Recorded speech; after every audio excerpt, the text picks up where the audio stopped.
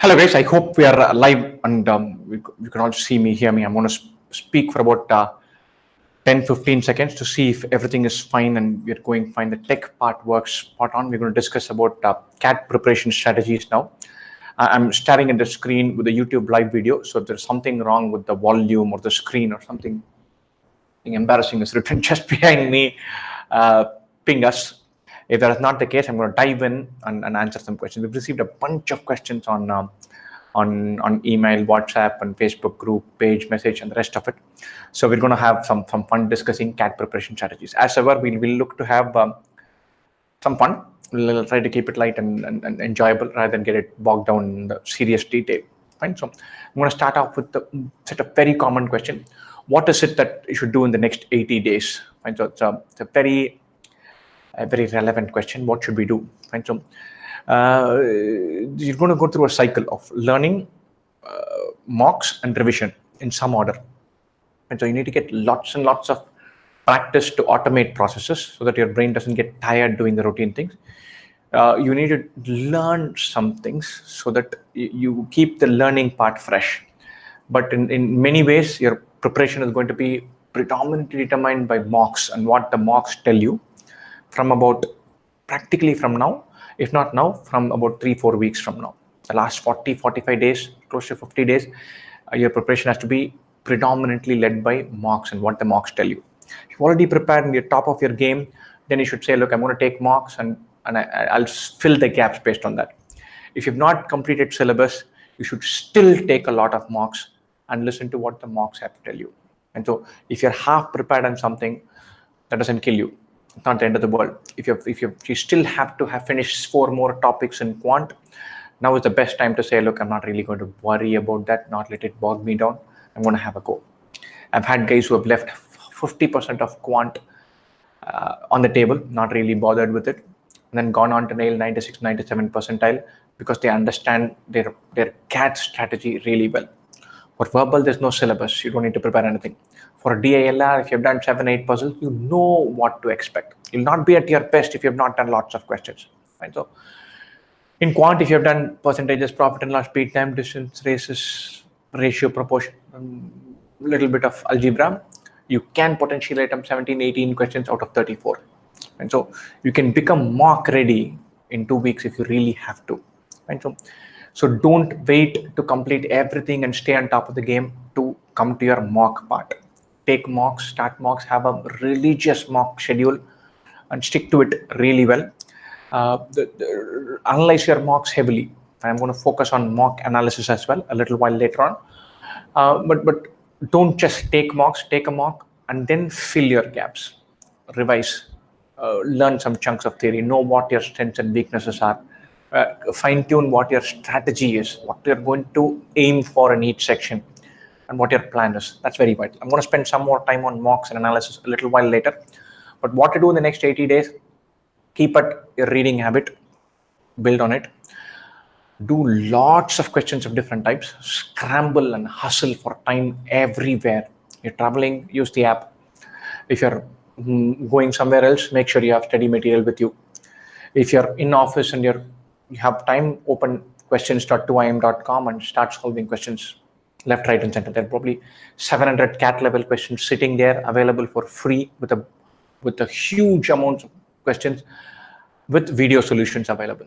And so go there, hit that. If you have time, hustle. Good time to do that. So target that. There's a time to scramble and get half an hour here, 20 minutes there. Be at it. But the defining part of your preparation, at least in the last 50 days, is going to be mocks. First timers make this mistake a lot. They push out the mock taking to the point where they feel that they've completed syllabus. There is no such thing as completing syllabus. Your syllabus will get completed in February. Chuck it, throw that notion out, jump into mocks. Those of you who have not taken a mock, even one mock so far, you tell yourself, write it down, put pause on this video, write it down somewhere saying, today is September 7, before September 15, I'm taking one mock at least. It doesn't matter if you get 23rd percentile in it, but you've got to get comfortable with the idea of mock taking. That is very, very, very important. And how many hours of study to put in henceforth? That's been a vital question. as many as possible. It depends on how much you have traveled so far. You should look to take from now at least 20 mocks, at least. And so taking a mock is 3 hours, reviewing it is 3 hours. You spend at least 6 to 7 hours per mock. So that 120, 140 hours is a given. Beyond that, you fill the gap, you revise, you practice based on how much you can scramble. And so maintain a very rigorous mock schedule and discipline around that, and then hustle throughout to do the other things. You should look to get about 70 to 80 hours of reading from now on, not counted as CAT preparation, but still very useful. You should look to get about 70 to 80 hours at least of some kind of practice of a bunch of questions in quant and DILR, and about 120 plus hours of mock and review. The review incorporates revising and practicing, so that comes in there. But this is your bare minimum: 70 to 80 hours of reading, 70 to 80 hours of raw practice, and 120 hours of mock taking. 70 to 80 hours of raw practice is where you hustle, where you find half an hour here, 20 minutes there, you're waiting somewhere. What do you squeeze in? What do you do? That's what you do. Right? I'm getting about an overall score of 80s in mocks. How do I take it to a higher level? That's the question we are facing. Right? 80 questions is about 27 correct answers, assuming you get nothing wrong. And I'm continuously going to fall back on this, assuming you get nothing wrong. It's a very important assumption. That's where you need to take your CAT game to. You have to reach a point where you don't get stuff wrong, or at least aspiring to get nothing wrong. Very vital. If you're getting 80s, you can get 80 by attempting 50 questions and getting 16 wrong, right? Or by attempting 28 questions and getting all of them right. That's your 80s score, right? So always the latter is better than the former. Very high accuracy, a sense of control over your score, that is very vital, right? How do I step it up from, if I'm getting an overall score of 80, let's say I'm getting 30, 30, 20 in the 3 sections, how do I take it further, right? So very often I find students making a bunch of mistakes in question selection in CAT. And I'm going to discuss that also in slightly more detail. Question selection is probably the wrong way to even phrase it. It's question elimination. You should have clear rules to leave questions. You should leave questions very early, right? And at each level, you find a level that you're confident of, and then you step out from there. Suppose you're going to take a quant section, you might reach a point where you say, any quant paper, I can get 8 questions right, but I get jacked beyond that. You should say, I'm going to find my 8 questions. If you're in fantastic form, you find those 8 questions in 28 minutes. If you're struggling, you find those 8 questions in 54 minutes. But your aim is to find those 8 questions first. And so don't say, I have moved up from 8 questions, I'm going to attempt 14 questions now. Then you end up attempting wrong questions. Your level is 8 questions. Then you should say, I'll get 8 questions. I will find my first 8. The first 8, and you're on fire during the first 8. Basically, you need to find only 8. So you skip questions willy-nilly and find those 8. You're on top of your game and you're doing really well. You're ready for the next step up. Chances are you'll finish this 8, put them in the bag by minute number 35. Even better if you're lucky, but 35 at least. Then you put that in 35. Now you've got 25 more minutes. You know that your par score is already in the bag. And anything you get now is a little bit more, a little bit extra. Now look at phase 2 and say, look, I've got 25 more minutes. I'm not going to say I'll shoot questions willy-nilly. I'm going to aim for 4 more questions. I remember 4 questions somewhere when I was parsing through, which were easy, doable, but I didn't want to do them as my first 8. I'm going to hit those, then get those in the bag, and then chase the rest. So move the time axis for a very nice, doable, small number of questions in round 1. You basically tell yourself, my strategy is I'm going to do 3 RC passages, 2 sets of DI, and 11 questions in quant. So this is what I'll do. If I start with a verbal section, I'm going to find the 3 simplest RC passages, attempt 12 questions, put them in the bag. It's a really insanely tough paper and I'm struggling. That's all I'll do until minute number 50. It's a wonderfully nice, pleasant paper. Then I'll finish this by minute number 25, and then I take stock. Ditto for DILR, ditto for quant.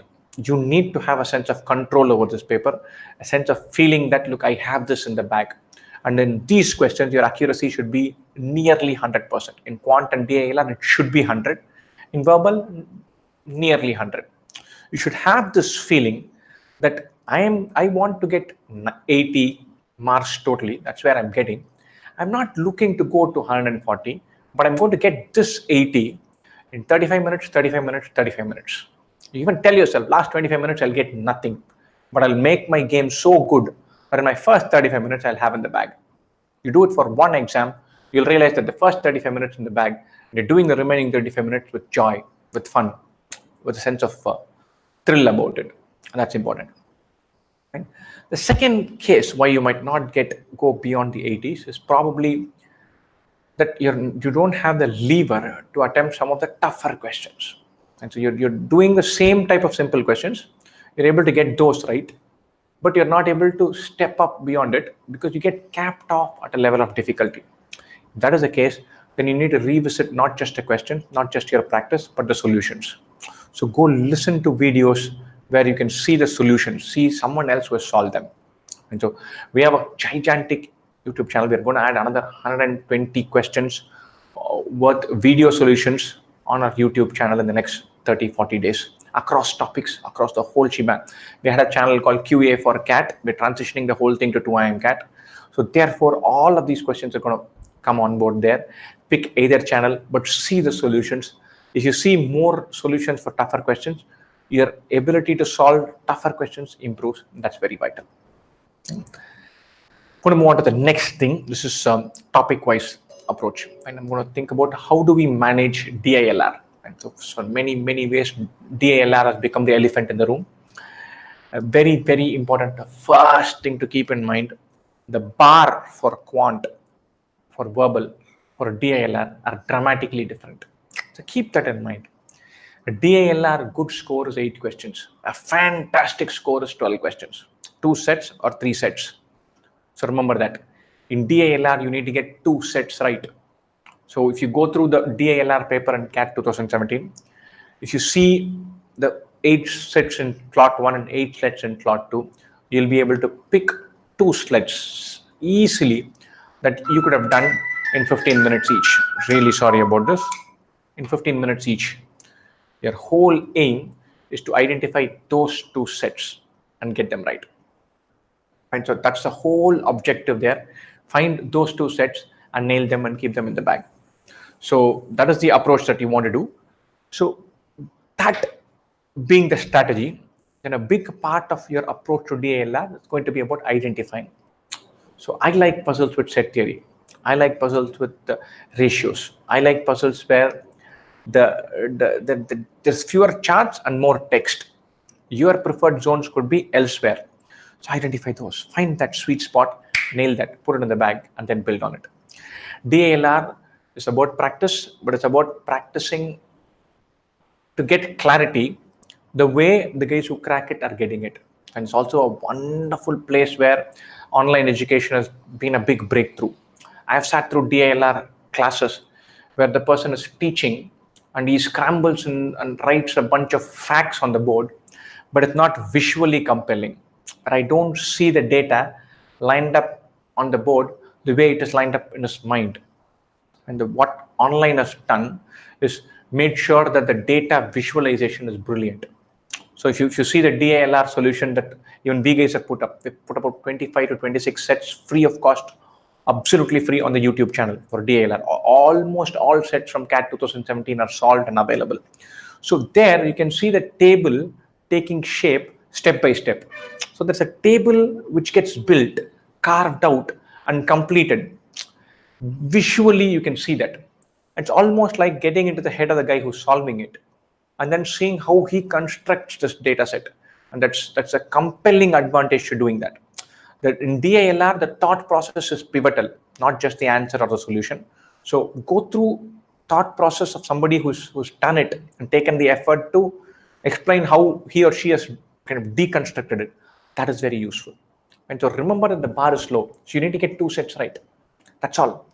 You know, guys who did 9 questions all right, and they were pleasantly surprised with the 95th percentile in the section score.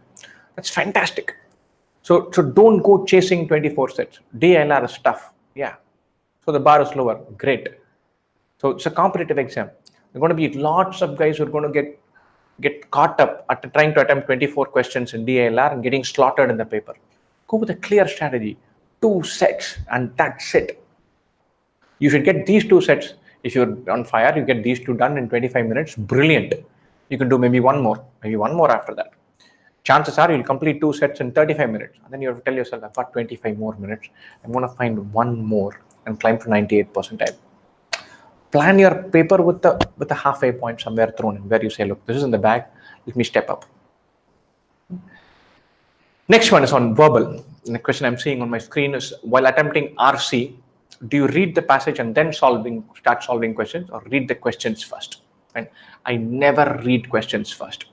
These days, all RC passages are about nuance, about a tone, about what is unsaid, how you read between the lines. The moment I read questions, I get conditioned. If the question is on a theme, I'm looking for that theme. I'm looking to find the answer sitting in the passage, and that totally messes me up. The passages in CAT are freakishly simple, extraordinarily fun to read, and nice and short. And so I'm not worrying about a stinker passage. I'm looking for a fun read. And that's what happens these days.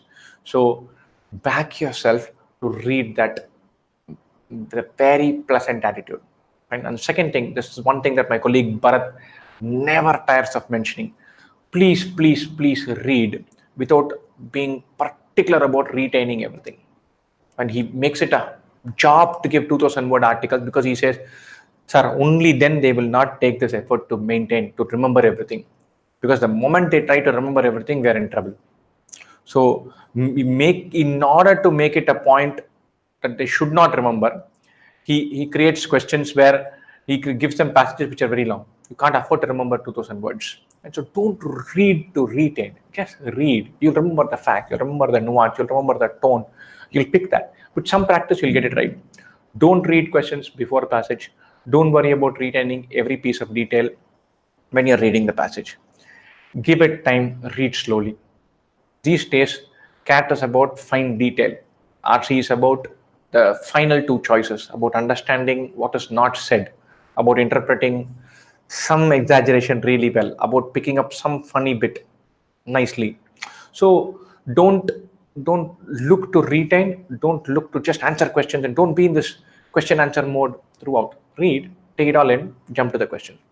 I'll go to the extent of saying, once you finish one RC, give yourself a 5-second pause, take a deep breath and say, okay, I'm going to read now. And then go into that reading mode, read, and then come to the question answer mode. You don't have to be in Q&A mode when you're reading. It is frequently counterproductive. And so don't be in that mode. Be very careful about that. Right? Next question. Very interesting. It's on DILR. And while attempting DILR, should I scan the entire paper first to decide which one? Right? So, or should I just go in a row? Your question selection should always be dynamic. What do I mean by that? You can't say I'll do in sequence. Then you might reach to question number 16 and never see the last 10 questions which are freakishly easy. You can't say I'll read the entire paper, select my best ones and start from there, because that is fraught with risk.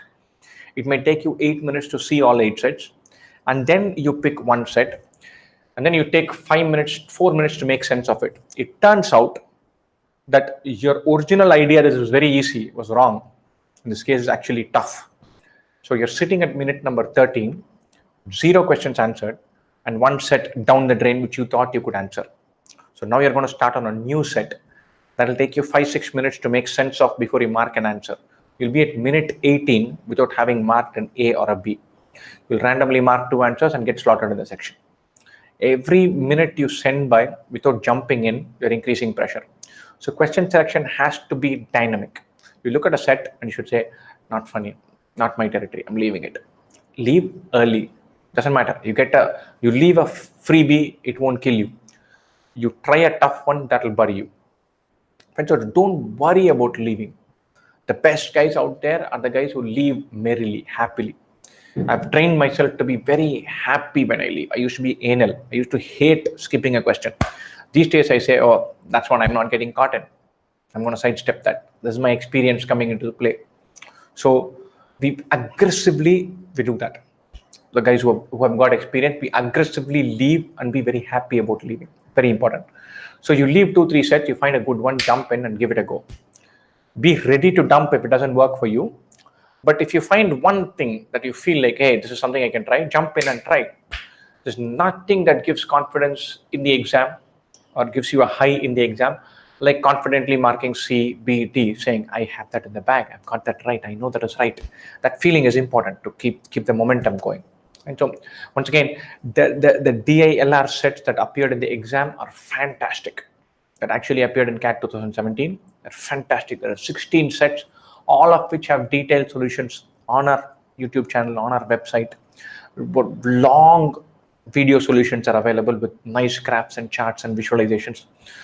Those are the ones you should take as a benchmark to take this try or leave decision. You should take the paper and say, look, I'm going to try this with exam setting for leaving, and then pick the one, land at the one that you're going to try, solve it completely. Then see the right solution or the solution that's provided and see if you could improve the way you're going about it. So plan that. And so get comfortable leaving questions. It's a very vital part of this whole mock process. Next one is interesting. I'm starting my CAT preparation now. How should I go about it? Is there enough time? And with 80 days to go, it is tricky. And if you're at zero, you don't know much basics, you don't know what this exam is about, you don't have a reading habit, then if you're starting from absolute zero, then this is a mighty tough exam to prepare for in 80 days. But if you have decent basic aptitude, if you've done some kind of competitive exam before, if you've taken a GRE or a GMAT some time ago, you've taken CAT before, then 80 days is still good enough. Then you know the big picture, you know what you have to try to get it right. You know what you can skip, what you can leave, all of that. So be savvy if you're starting preparation now. Don't say that I'm going to do 3 weeks of percentages, 2 weeks of profit and loss, learn linear and quadratic equations really well, then think about DILR. You don't have that kind of time. You need to say that I'm going to take 3 weeks to get comfortable with it and then start cracking on my mocks. And then let my mocks shape my strategy. If my mocks tell me that I'm not good enough in logarithms, then I'll dump logarithms. So plan your strategy to accommodate the fact that you don't have enough time. I've seen guys crack this exam with 60, 50 days of preparation because they have a brilliant game plan. Slightly risky because they'll say, look, I don't have any time to touch geometry. I'll dump all geometry. I don't have any time to do this kind of fancy, tougher questions in DILR. I'll leave them. I'm not going to do questions in DILR that include set theory. I don't like those. I'll just skip those questions. I know my simple topics well: percentages, profit and loss, linear and quadratic equations, pipes and systems, simple interest, compound interest. I'll tack on a little bit of algebra, 2 ideas from HCF, LCM, some mensuration 3 formulae, then I'll go and give it a go, give it a shot. So they narrow their focus really well based on what time on the time left. Funnily enough, for some, that increased focus gives enormous clarity. They leave questions with such a joy that they don't jack about trigonometry.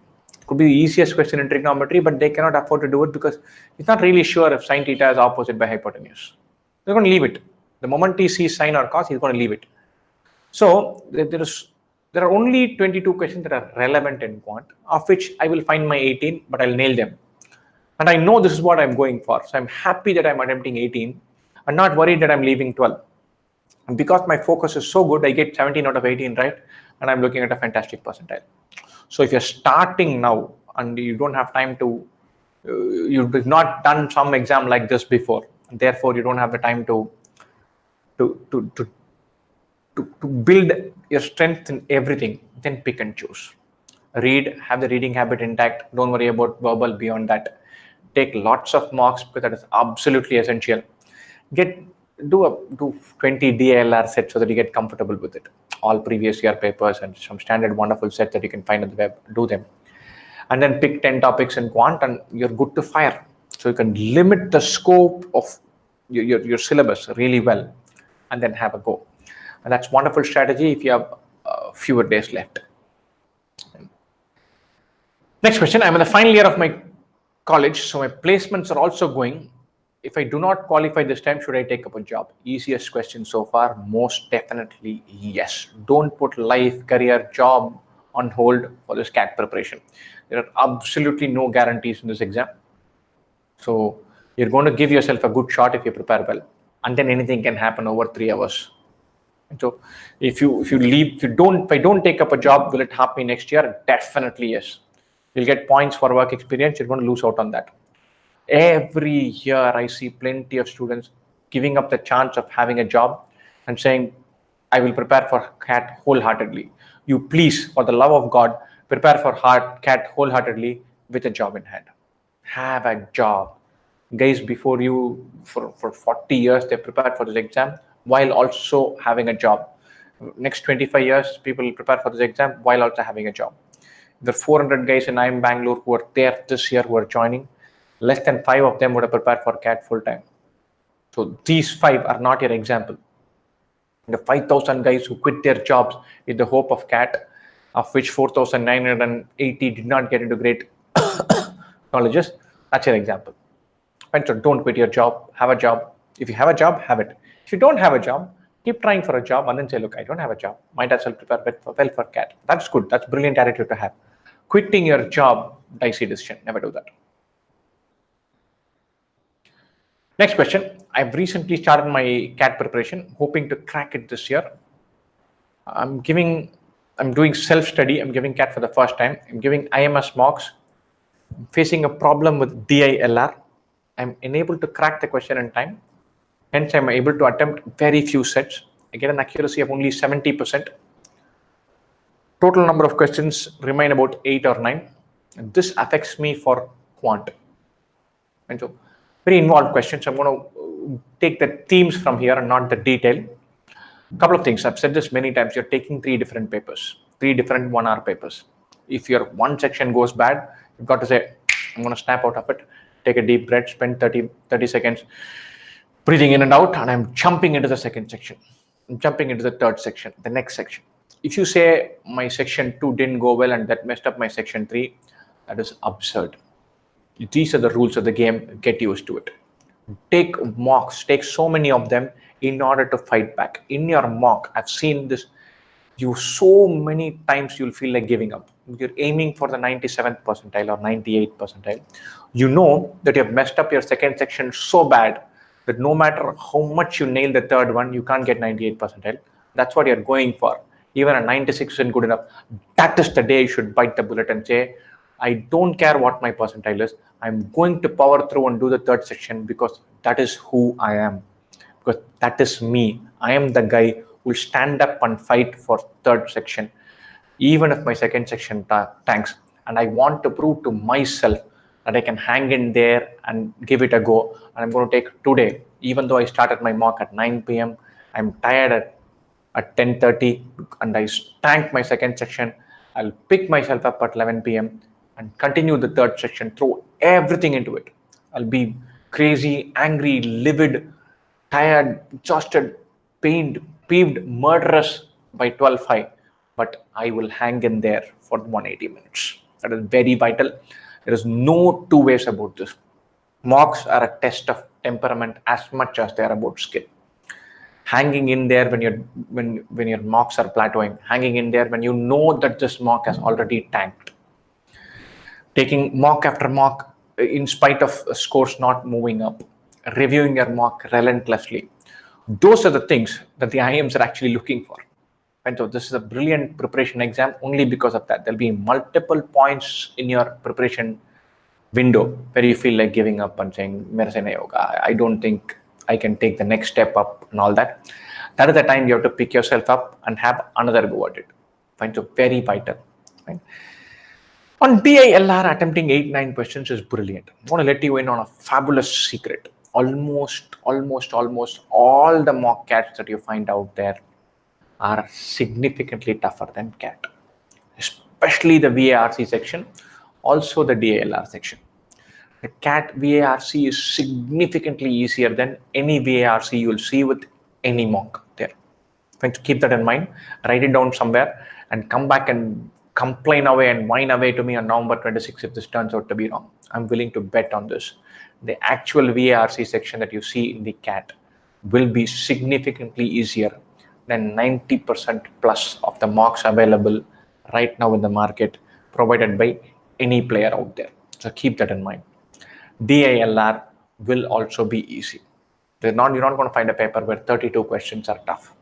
If in a mock you're going to do 8-9 questions right now, you're looking at 12-13 right, then improve your accuracy, pick up control, and hope for the best. Keep your temperamental soundness with you. If you get 12 questions on a tough mock and get all in tough DILR, get all of them right, you're looking at 98th percentile plus. So probably 99th percentile. And so don't get conditioned into thinking that you need to attempt 24 questions in DILR. Don't fret about every mock that you take in terms of the time, in terms of the score or your number of attempts or your overall thing. Actual CAT will be significantly easier than anything you see out there. An order of magnitude simpler than the tougher mocks that are out there. Many people get surprised by how simple CAT is, not by how difficult CAT is. VARC will be a walk compared to what you see in your mocks. And so keep that in mind. In DILR, if the paper is tough, you get 8 right, you're looking at 90. You get 12 right, you're looking at 98. You get 13, you'll go to 99.4. And so you'll just climb up go through the rungs. So keep your wits with you. And there is absolutely this entire preparation process is a test of temperament. Take a deep breath, drink some water, stretch your hands, get it out of the system, start the next section. You've got to find physical cues to do it. All of us who watch cricket or football, we get so angry if a batsman gets out because of a concentration lapse. We scream at Shikhar Dhawan because he's dangling his bat outside off stump. He's had 25 years of cricket where dangling the bat outside off stump is not a crime. And then suddenly you put him in condition where the ball bobs like a balloon and you tell him to control it. What will he do? Poor guy is hanging in there and struggling hard to concentrate.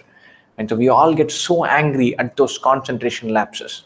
Right? So and we tell them, look, it's drinks or tea. Now pick yourself back. In cricket, the best lesson that Sunil Gavaskar says, every time there's a drinks or a tea break or a bowling change, I take guard again.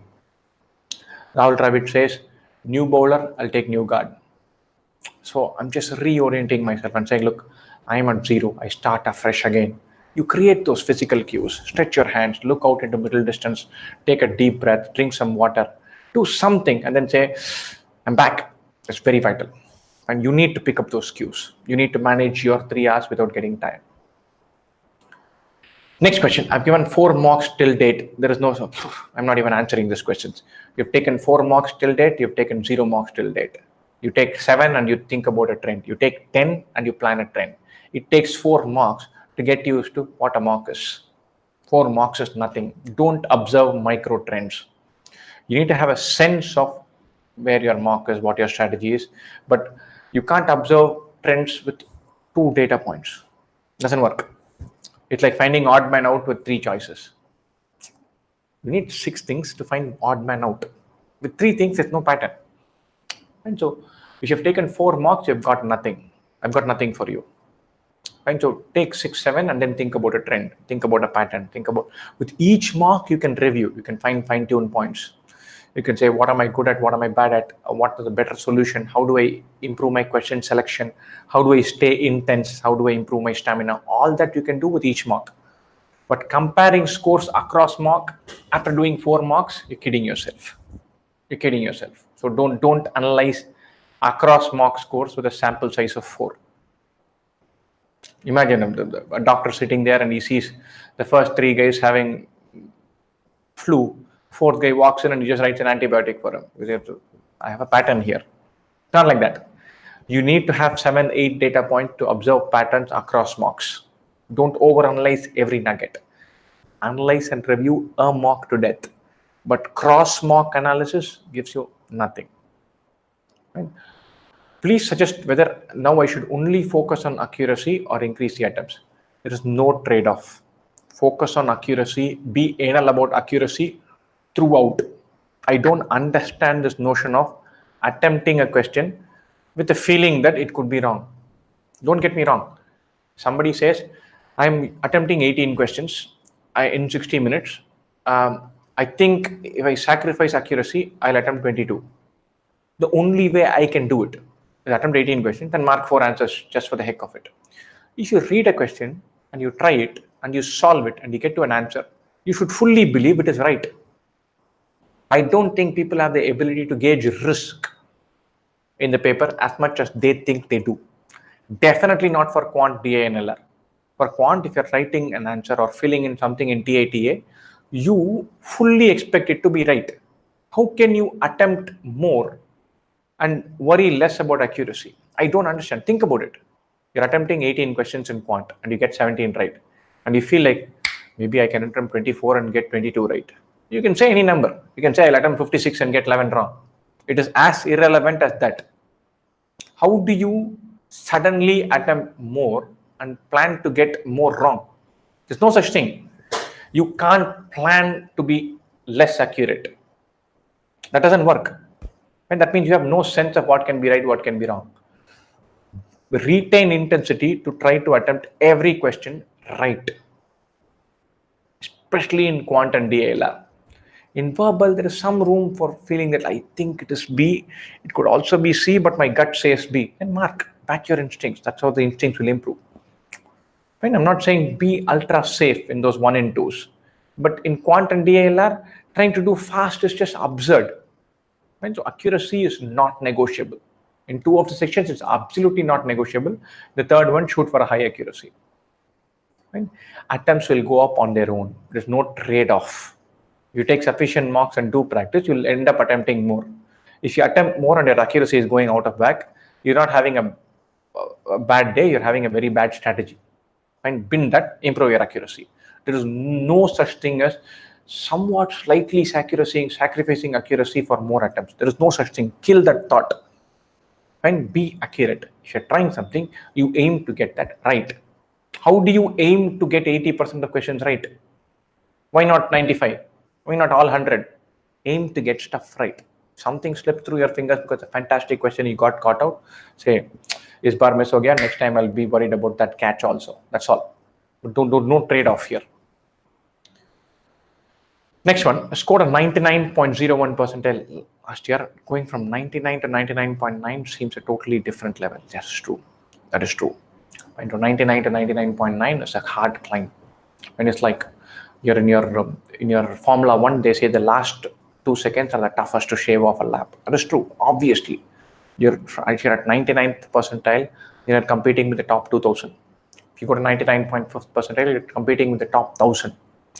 So the higher you go, the less dense the scores are, the more intensely cooperative the guys are. And so the gains are going to come from multiple points. They're going to come from fine detail. And if you're not going to find a big incremental win, one trick that's going to take you from 99 to 99.95.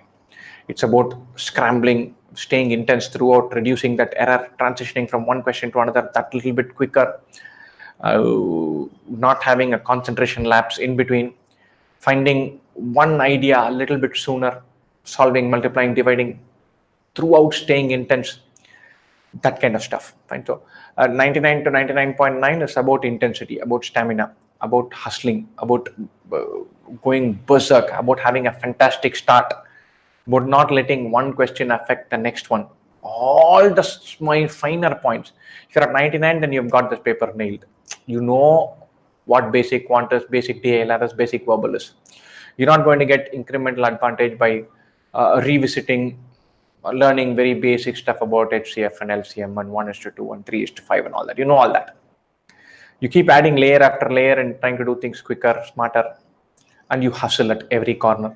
And you should plan to go berserk at the beginning. Your paper analysis should be, why did I try this question? Why have I spent 6 minutes and not answered that question? Why did I not leave it sooner? You're looking to pick fine detail. Very, very, very important. I'm sure if you look hard enough, you will be able to find it. right? Sometimes it helps to do a mock analysis with somebody who's done a bunch of mocks, some teacher, some mentor, some guide.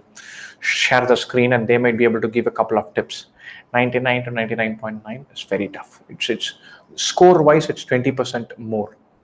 There's a good chance that someone who's getting 100 percentile is getting 20 percentage more marks than somebody getting 99 percentile. Having a 20% improvement in score is not easy. But increment wise, it's not a bazooka. You have to find small corners to cut left, right, and center. And you have to find each one of them and consolidate them and then keep going. If you're at 99 percentile now, there is enough time to take it to 99.7, 99.8. Keep at it, it'll happen. In IMS mock, I'm not able to attempt more than 18 questions. Right, 16, 17, that's fantastic. If you're attempting 18 in quant and getting 16, 17 right, it's fabulous. If it's in DILR, then you should start teaching. And it's fabulous. Right? On the theme of starting to teach, I think that's a wonderful idea to consolidate. And so if you're weak in some topic, say some geometry and you've let it go completely, then you should tell a friend that, look, I'm going to have a full go at geometry. I know you're also not great at geometry. Come back next Saturday. I'll take you through everything from triangles to circles. Teaching someone is a fabulous way of learning. And so do that bit really well. So use that advantage. Use the advantage that teaching is a fabulous way of learning. And there is more pressure. There may be some gap in your knowledge base which you've not filled ever the last 10 years, but now there's pressure to teach. There's somebody who's dependent on you to learn the proof for alternate segment theorem. So you have to learn it. Of course you have to learn it.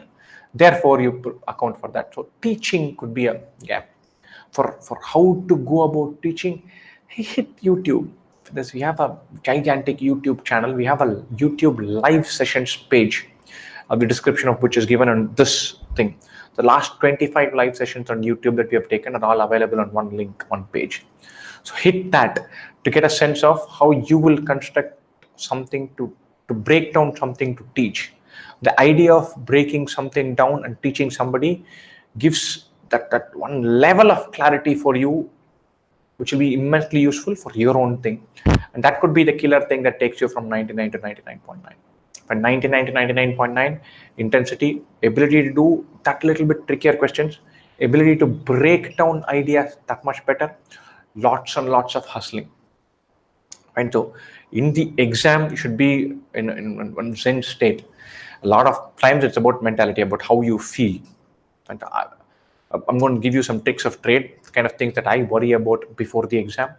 I worry about attire. I worry about drinking water. I worry about having comfort food.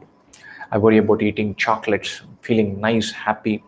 I worry about knowing where the toilet is. I worry about when I can drink water. I worry about scanning the place, checking out the chair I'm going to sit in. I switch off for about 15 minutes before the exam and then switch back on suddenly. I want to start flying. So I make myself feel really good and imagine all kinds of glorious things before the exam. Right? And then I go bang, bang, bang, bang. So you need to do that kind of routine to get your mind geared really well. And one of the things that you can do beforehand to do that is to de-emphasize your own learning part, which happens really well if you start teaching. So if you're at 99 level, you're good. Find a bunch of guys, find the topic that you're not good at and tell them you'll teach them that. That's pressure. That's pressure right there. You have to learn. You will fill those gaps and teach somebody, and that could fill your gap really well. How to teach? Go online. You'll be able to find. You'll be able to keep. This is what we guys in the industry do.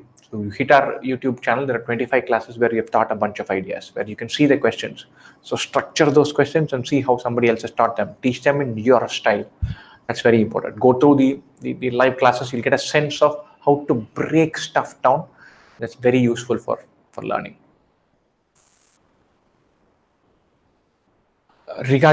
My question is regarding the verbal section. One more with number of attempts in RC and IMS mocks, which we have already covered. My question is regarding the verbal section. That's the next question. What do you do in verbal? Do you attempt all the questions or leave out some RC questions?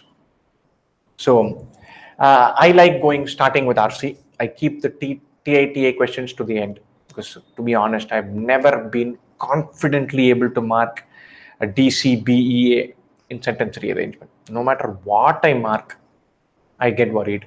I'm not sure, I'm not confident, and I don't like starting with that. So it's just, there are 120 possible choices available. I'm picking one of them because of the fact that it's TITA. So that is dicey. So I because that is dicey, I don't like to start with that. So I like to start with RC. I game my timing to say that I want to have at least 15 minutes I want to have 15 minutes remaining when I look at other questions, when I think about other questions. So till minute number 40, I merely go RCs, chase RCs. If I know that I have only 2 RCs remaining and I can do all of them if I stretch out till 53, 52 minutes, I'll do that. If I know that I cannot simply cover all RCs, I'll pick 1 or 2 to dump, keep them aside, and then go to the bunch of other questions. But I like to start with RC and go bang, bang, bang, bang, bang. The one thing that I think I do really well, which I don't know whether the students do really well, is for the majority of the paper, I'm not evaluating. I'm just going bang, bang, bang, bang, bang. So I start a 1 hour paper. I think of it as 3 1 hour papers. I start for the first 35, 40 minutes. I'm not thinking about how difficult it is, how easy it is, how much I should attempt, what is remaining, how I should plan, none of that. I just go bang, bang, bang, bang. Pick question, knock question off. If it is tough, skip. If it is easy, nail. I look out to skip, but I'm just going bang, bang, bang, bang. At each point of time, I'm thinking only about one question for the first 40 minutes of the paper, at least of each paper, each section. It's 3 1 hour papers. So I think students get muddled up because all of us guys are saying, have a good strategy, plan well, do this and do that. So this simplicity of doing one question at a time really well, that goes out. And I'm a big fan of how Virendra Sehwag used to play cricket. I don't like what he's doing with all this commentating and being on TV nonsense. But as a cricketer, the level to which his brain is uncluttered is fabulous. He'll get beaten 3 balls in a row and then hit the next 3 for 4. He has no memory of what happened before. It is see ball, hit ball. Saurav Ganguly, I think, mentioned this, and he said he was stunned by the way Sehwag watches matches. Apparently, Sehwag would sit in the pavilion with the dressing room and look at the matches and then shout, "Chauka gaya, chaka gaya, chauka gaya." So he can look at the delivery and he'll say, "Boundary missed, sixer missed." That's how he's operating. He's looking at each thing as an opportunity, and he's looking at each thing standalone, and that's brilliant. That's freakishly brilliant. And next question, I'm planning to do an MBA. I'm a chemical engineer and I have 6 years of experience. Many are suggesting that I should do the GMAT instead of CAT. I mean, anyone with 2.5 years plus experience, you should think about GMAT also. Definitely, right? Both. We're going to have a session one of these days to talk about GMAT and CAT. Our sister concern, Visaco, offers a fabulous course for GMAT. They have a gigantic YouTube channel where they've done a bunch of questions in quant for GMAT, which are slightly different and very GMAT relevant. And we've got a lot of preparation strategies and how you should go about planning and all of that. So check out Visaco. You've got a good set of details, information you can collect about GMAT if you spend 10 minutes on the channel and going through their Quora page and the rest of it. We will do a session very soon on how should somebody who's preparing for CAT tackle GMAT and the other way around. And I've tried to book a slot with the Visaco CEO, and once he's on, we'll do that. We'll do it very quickly, the next week or 10 days. Long story short, anyone with 2.5 years experience should write both. Freshers probably have a bias towards CAT. Someone with 7, 8, 9 years experience has a bias towards GMAT. 3, 4, 5, 6 years experience, you should look to write both. And the selection wise, if you're looking to do an MBA in India, you're looking to do a 2-year MBA in India, then of the top 100 colleges, 90 are through CAT. There's no getting away from CAT. Definitely write CAT. GMAT is the number 1 exam to do a global MBA outside India. If you want to go outside India, you have to write the GMAT. So the 2 extremes are clear. 2-year Indian MBA, definitely CAT. Global MBA, US, UK, Singapore, Australia, GMAT. Where is the overlap? You want to have both options. You want to think about a Singapore MBA and have one foot at the IIMs, then write both. I want to be in India. When is GMAT relevant? ISB, of course, Great Lakes, XIM Bhubaneswar, SP Jain, all the executive MBAs.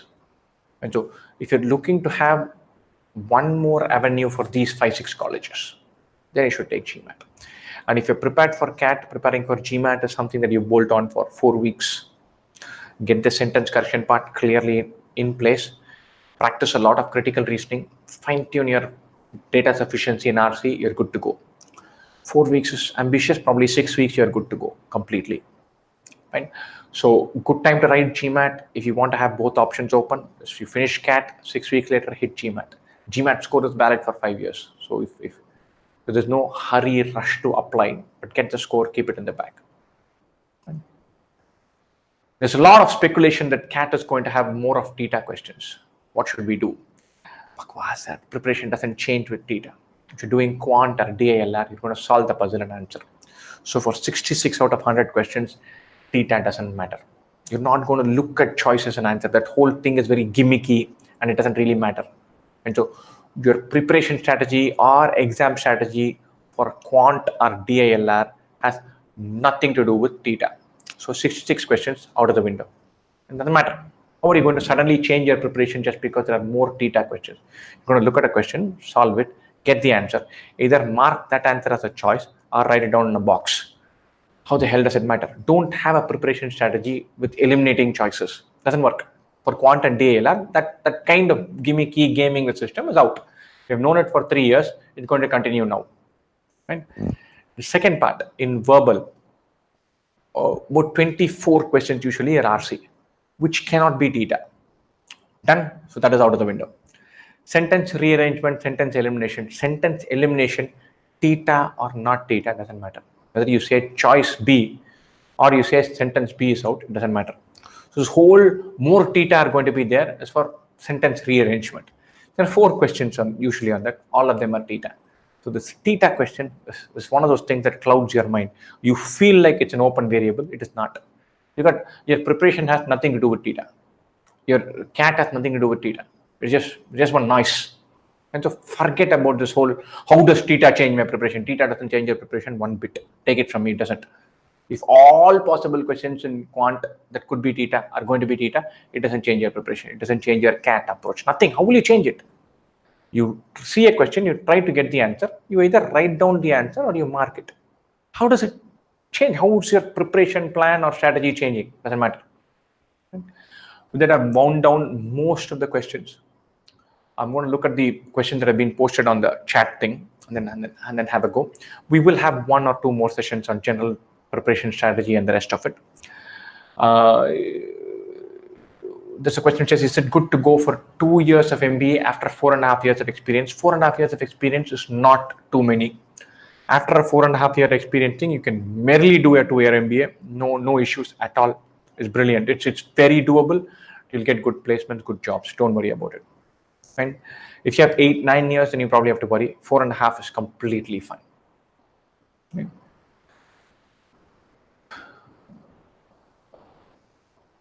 What else is there? I have been doing para jumbles and odd one out a lot, but still my accuracy is not improved. Don't worry too much about para jumble TITA accuracy. TITA accuracy is very dicey. Don't worry about it. You need to have extraordinary handle on quant and DILR accuracy. You need to have a reasonable level of RC accuracy. TITA accuracy, by SEBI, there's no negative marking. You have to take those chances. Don't worry about it. Fine. I have secured a job at PwC as a tech consultant. Should I? Will it help? Look, experience helps. Quality of experience and matters less. You don't have to have managerial experience pre-MBA. Good company, good brand, better than no-name company, no doubt about it. But otherwise, the number of months is a bigger determiner than what kind of job you had. They're not looking to get people who have had managerial experience. Don't worry about it. Do well in your job. If you got a good job, take it, hang on to it, do well in it. that builds profile more than anything else. What else is there? I'm a working individual, started from August, plan to finish syllabus by 30th September, 2 mocks in a week, 2 days goes into analysis. All fine. I don't see anything wrong with the plan. Fine. So look to do 2 mocks a week. It's ambitious starting now, but it's good. If you can manage it, nothing like it. You take a mock and it takes about 3, 4, 5 hours to review it, time well spent. Doing a mock and reviewing it is preparation. It's not X of preparation. If you review it, you find a gap, you fill that gap. Right? So that is learning, that is revision. Right? Next question, I'm an avid reader, but still I find VARC difficult. Quite likely that you're finding VARC difficult because the mocks are insanely tough. Right? So keep at it. Make sure that you go through the solutions and reconcile those 1 and 2s. Make sure that you review questions very aggressively. Keep reading. You will get comfortable. Back yourself. These are places where belief is important. So you say, look, I'll be confident. I know what I'm doing. I'll hang in there.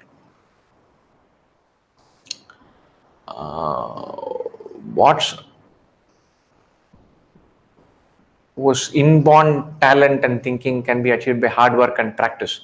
There is no such thing as inborn talent for aptitude. And so it can definitely be built.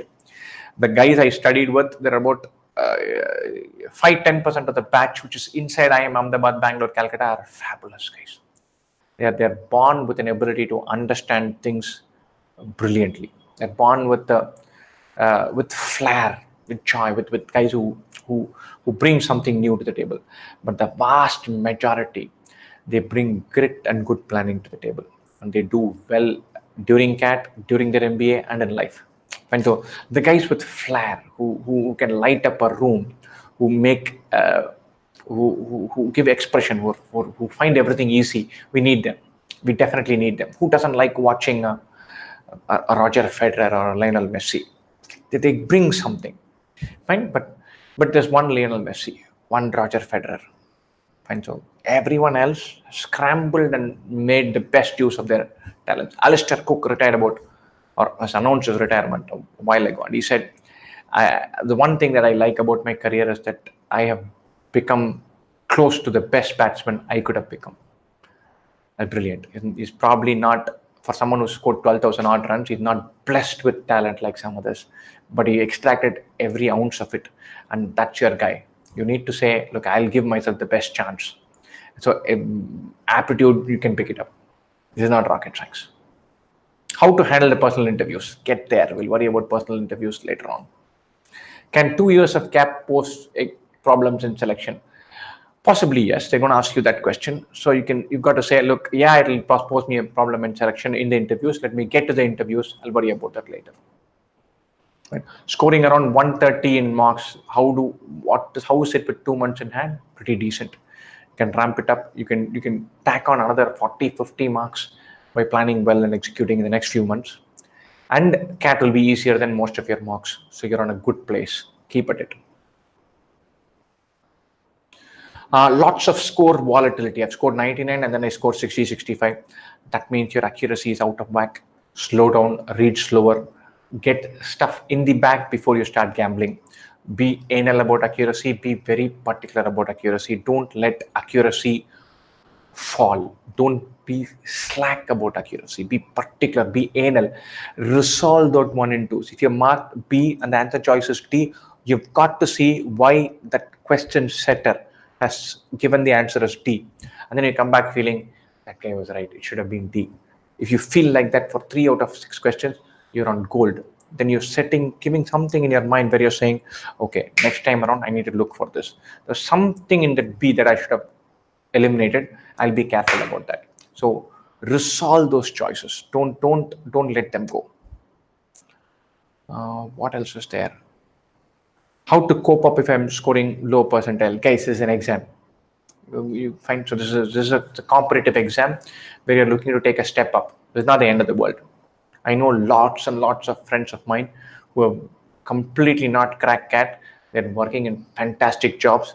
They are good employees, good employers, good entrepreneurs, good businessmen, good guys, kind-hearted souls, way better than most of the MBAs that I know. This is an MBA exam. Whenever things get stressful, you need to get some perspective, and you need to have a very clear sense of giving things in context. This is an MBA entrance exam. You've got to consciously de-emphasize this exam. You can't say go into the exam all saying, "Chalo, the most important day of my entire life. This is going to shape how I am in the next 40 years." That's pressure. Why would you do that? You go and saying, "Look, I'm in a good place. I'm a nice guy. I'm going to do well in life regardless, but I'm going to have a crack at this to see if I can do well in it." That's the way to walk into the exam. You need to train yourself to be the guy who's saying that to yourself. So don't tack on pressure. It's not worth it. It's an exam. It's an MBA exam. Fine. Don't take it seriously. I'm not being flippant about it, but this is not life changing in any way imaginable. Prepare intensely. Take the exam with fun. There's two things here. Don't slacken in your preparation saying MBA, MBA, kya farak padta hai. Don't get that attitude before the exam. You're going to throw everything into CAT preparation and into CAT. If it works, it all paid off. If it doesn't work, it will still pay off. There's that. Your aptitude is better. What's not to like? You'll do well in life. I've got a fantastic email from one of our students who got 99.67. Sent us an email saying, "I don't know where I'm going to end up. I might crack interviews and go somewhere. I might not. But I prepared for 5 months. I got 99.67. This tells me that I'm capable of something. I'll do well in life. Thanks." We were thrilled to bits. It's a fabulous attitude to have. So get that. Don't worry about it. Maybe I join an average college. I have a good network with directors of good FMCG companies. That's the course coverage in college differ. Maybe you join, if you get a good job without doing an MBA, get that good job, do well in it. I don't know how to go about answering that. Good MBA does play a role, gets you an access to better set of jobs. So look to do well. But even this college selection decision, let's worry about it in March, April, not right now. Is it advisable to do an MBA after BSc? Of course not. There's nothing that stops you. MBA is a broad-based course. If you've done well in your BSc and you want to jump in and do an MBA, by all means do it. Do well in CAT, you'll have a good shot at it. Mock scores are very bad and I'm preparing full-time for CAT. I left my job. What do I do? Switch off for a while. Maybe you're completely intense and that's putting pressure on you. Switch off for a while. Switch off for 5 days, 6 days, do something else and then come back. Very often I've noticed that scores jump up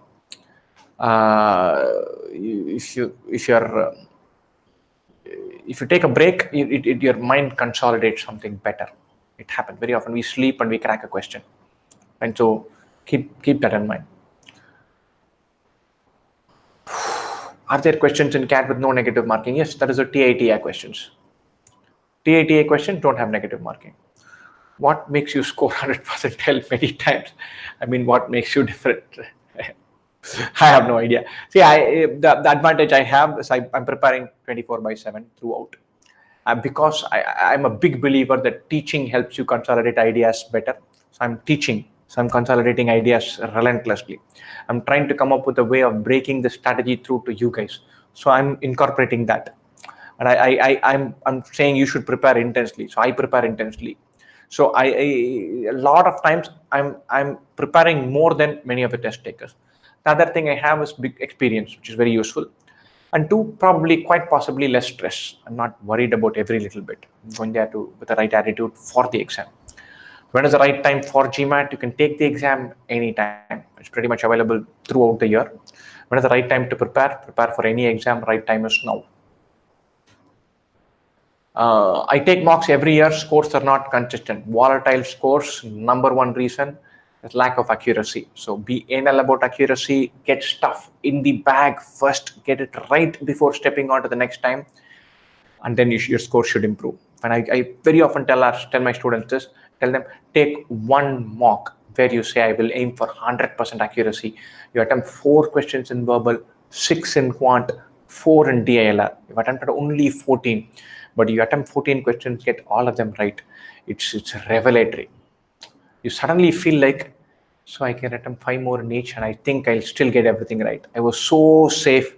So it just opens your mind to the possibility that you can get 100%. accuracy. You do that in one mock with a minuscule number of attempts, it changes your attitude to attempts and mocks and accuracy. That could be a brilliant exercise just for the heck of it. So try that, maybe it'll work. You can face interviews also and share that experience with that. As it is, I'm taking a lot of heat from people for taking the exam, saying I'm messing up their percentile scores. And interviews are a pain. I've been very poor at interviews. I hope I never have to face another interview in my life. Can I drop 1 year for CAT? Oh my God, no. Not worth it. It's a good exam, fun exam, but don't put life on hold for a year. Just not worth it.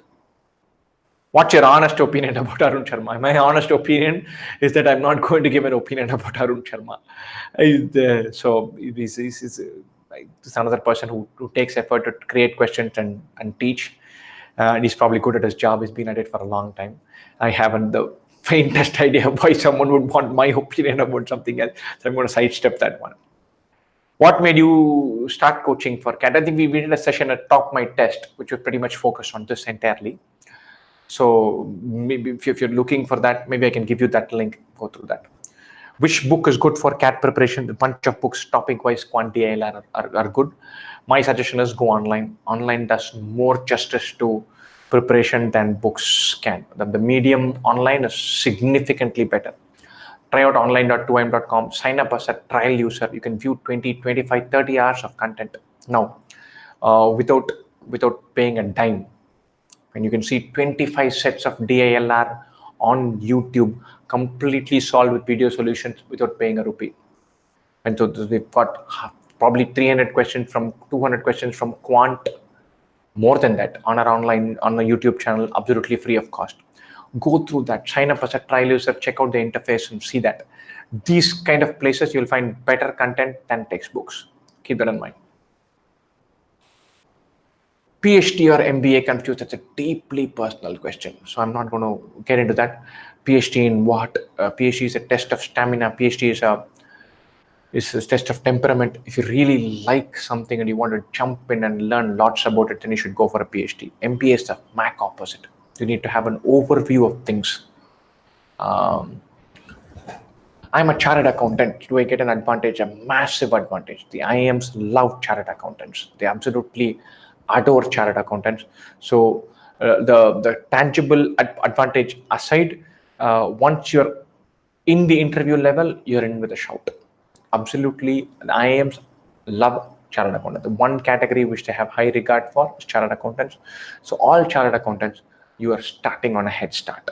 You're banking on a head start. Keep that in mind. MBA in IITs, is it worth it? Depends on a couple of things. Which IIT, obviously, and what are you doing right now? If you're already sitting on a 12 lakh per annum job, then it's pretty much only IIM ABC for you. But if you're a fresher and you get into IIT Madras, it could be fantastic. You do an MBA from there and get into a great job. So it depends significantly on where you are right now. How many hours to put in daily? If you've already covered that, you're looking to do from now 120 hours of mocks and review, 80 hours of practice for speed building, and 70 to 80 hours of reading minimum. I'm in Flipkart. I gave a random mock, got 100 plus. You should definitely give this a go. It's in a good place. Give it a go. Why would you not try it? The CFA add value for interviews. CFA level 1, 2, and 3 are completed, and you're looking for the suitable banking job where it's a good world. So probably a good place. It is an advantage, but that comes to the internship interview level, not right now.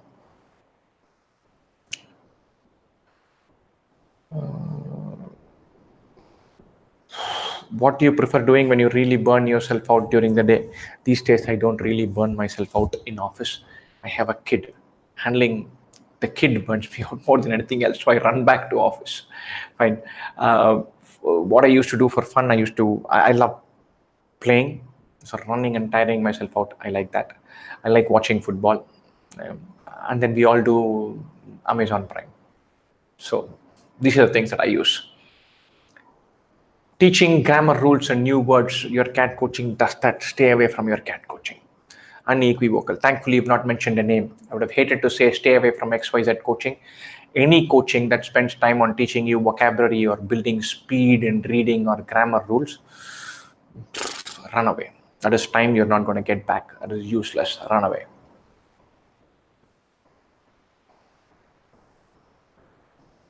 I'm final year engineering student, not expecting any placements from my college. What if I'm unable to crack it this year?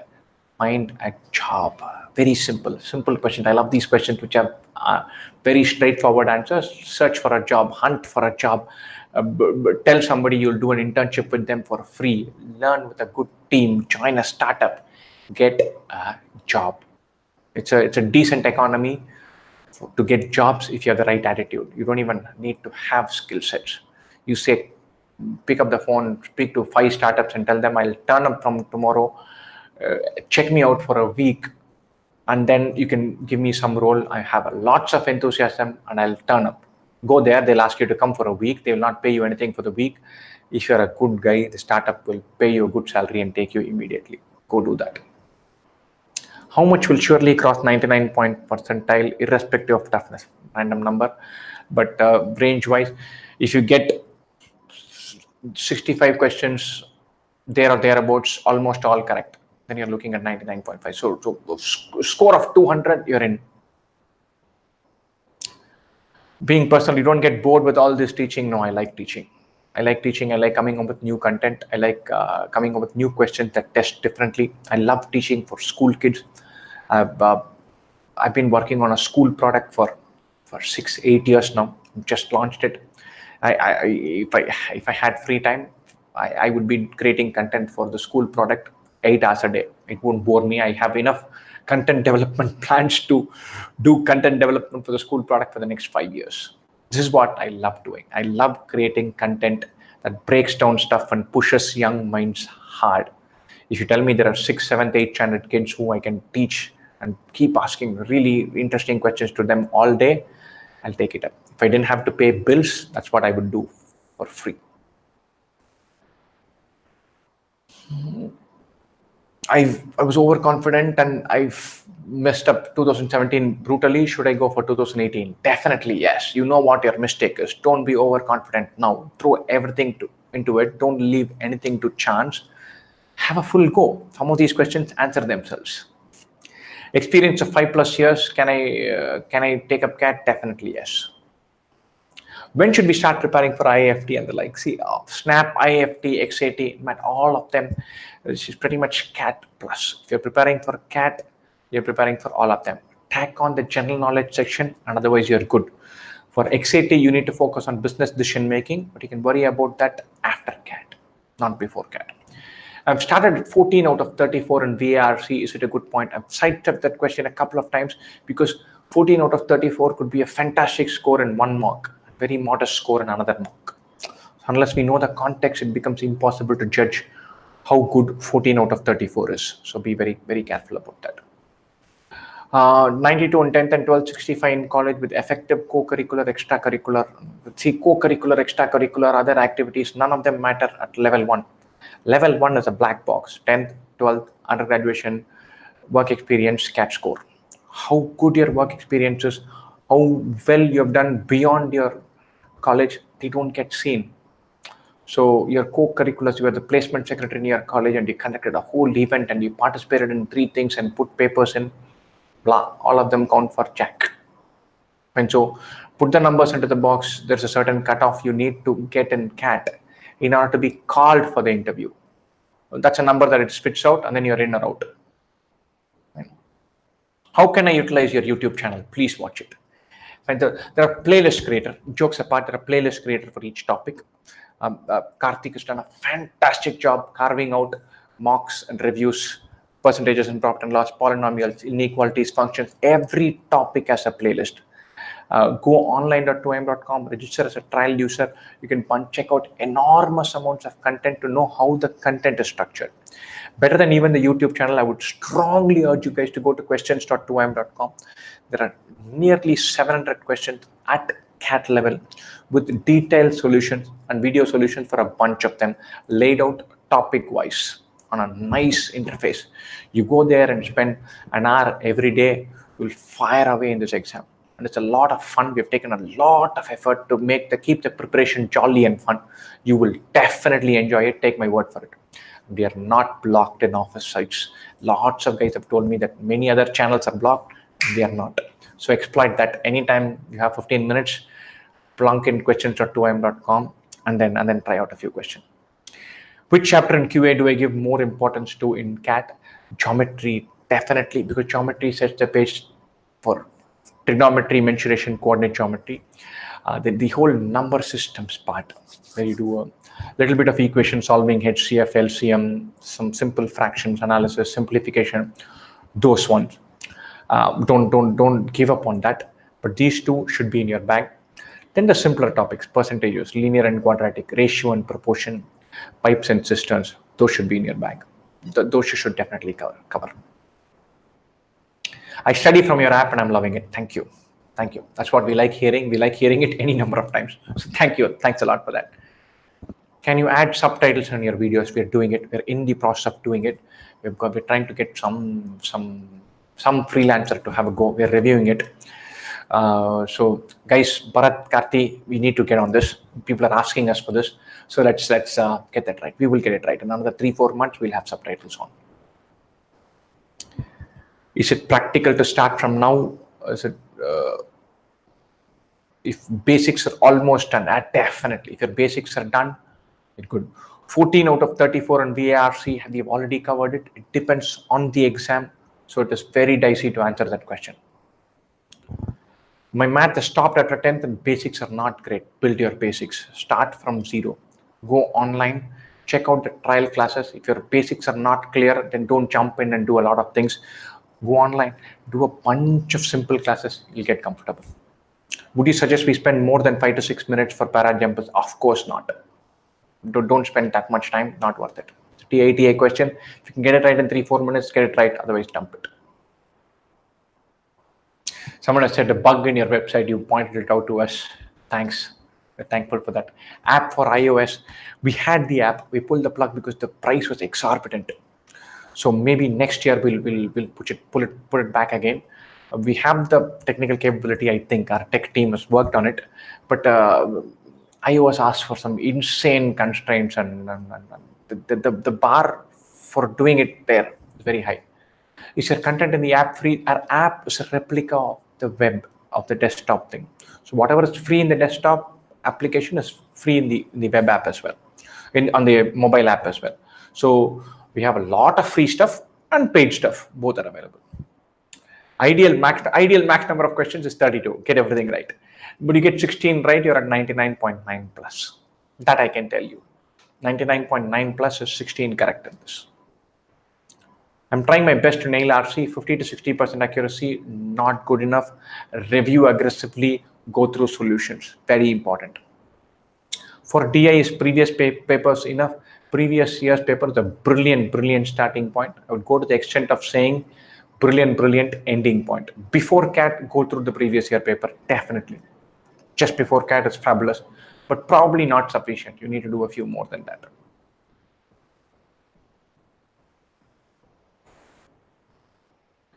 Wonderful, guys. Do reach out to us in case you need anything else as well. I think we've covered most of the ground.